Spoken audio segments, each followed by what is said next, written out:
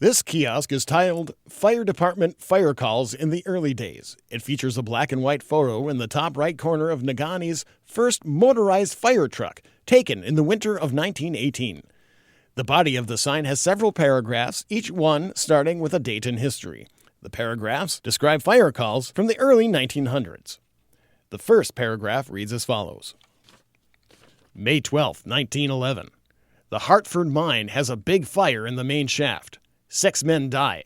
August Fredrickson, Herbert Dower, Edward Puska, John Tamblin, Harry Wary, Richard Yellen, Sr., 55, leaves a widow and 17 children, and William Sr., 18. John Tamblin, working at the Cambria, also died from poisonous cases from a connected drift. Several others overcome and taken to the hospital. Started in a chute on the 3rd level, possibly by a piece of candle and wick still lighted. The fire was put out within a few hours. The next paragraph reads, July 14th, 1911. Fire destroyed the old railroad bridge that spanned the tunnel track at the North Jackson mine. The fire department had to lay about a half-mile of hose to the nearest hydrant. The next paragraph reads, January 24th, 1913.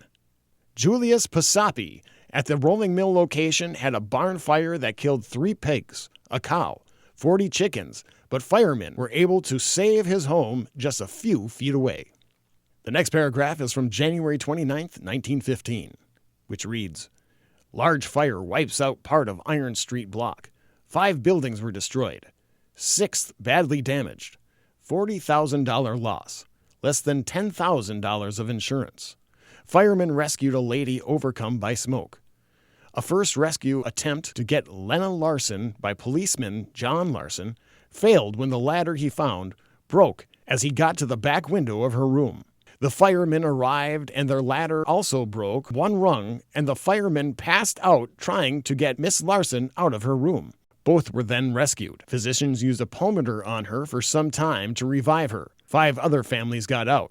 Bricks did not go all the way to roofs and allowed fire to spread in attics. Area was in the 524 to 530 of West Iron Street at the McLaughlin Building, then the Pierce Block, to the Shea Store at 518 Iron. It had a full height partition between it and the Theron Building, and firemen were able to contain the fire.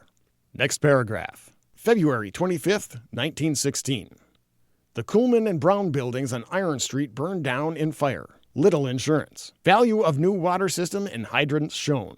Started at Swanson and Chase Furniture. Firemen unable to get through tin roofs with water, escaping gas-aided fire. Other buildings were also affected. Some hydrants did not give enough pressure. The next paragraph reads, October 4th, 1918. A fire at the William home on Teal Lake Avenue saw the first use of the city's motorized fire truck and had a satisfactory performance. And the final paragraph reads, May 2nd, 1919. St. Paul's Roman Catholic Church will rebuild with mining royalties from its former cemetery, giving a good start to the building fund. The church was destroyed by fire last week. New church, maybe solid brick.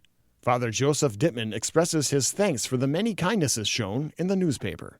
Sisters of St. Joseph helped to remove the altar work and have stored them at the high school. Source: Bob Dobson's Iron Herald Notes.